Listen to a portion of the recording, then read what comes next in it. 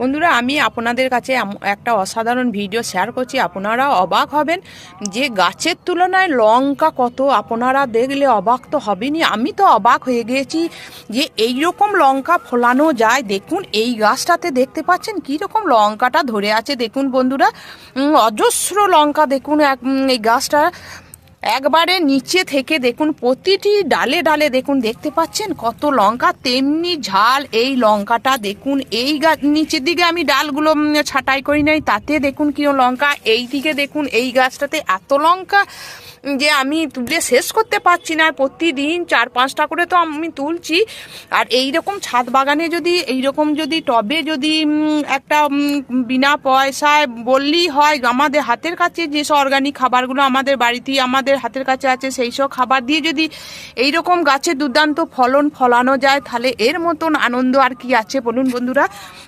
এইগুলো তো আমরা অল্প স্বল্প ছাদ বাগানে আমরা লাগাতেই পারি, এবং আমাদের বাড়ি যেটুকু চাহিদা আমাদের সেটুকু এর মধ্যেই মিটে যায়।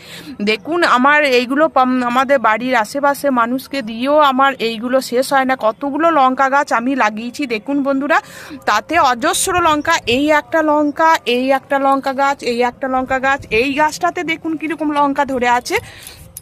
প্রতিটি গাছে লঙ্কা দেখুন। আমি কিন্তু কোনো রকম রাসায়নিক খাবার দিই না, এবং কিনেও কোনো হাড় গুঁড়ো শিংকুচি সেই খাবারও আমি প্রয়োগ করি না।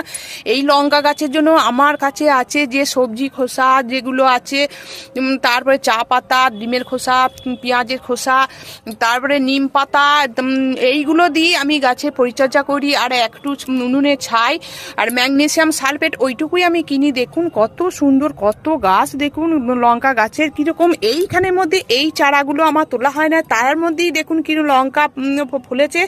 এই টবটার মধ্যেই বন্ধুরা দেখুন আমি এই লঙ্কা চারাগুলো করেছিলাম, তার মধ্যে এখনও 4-5টা এই চারা আছে। তাই এইগুলো এখন আর আমার তুলে বসানো হয় না, কারণ অজস্র লঙ্কা গাছ আমার বসানো হয়ে গিয়েছে। তাতেই আমার ফলন যা ধরেছে আমার তুলে খেয়েও শেষ হচ্ছে না। প্রচুর পরিমাণে লঙ্কা দেখুন এই গাছটাতেও দেখুন প্রতিটি ডগে ডগে লঙ্কা। তাই আপনারা এইরকম লঙ্কা বাড়িতে লাগান, লাগালে দেখবেন লঙ্কার এক সময় দামও প্রচুর হয়।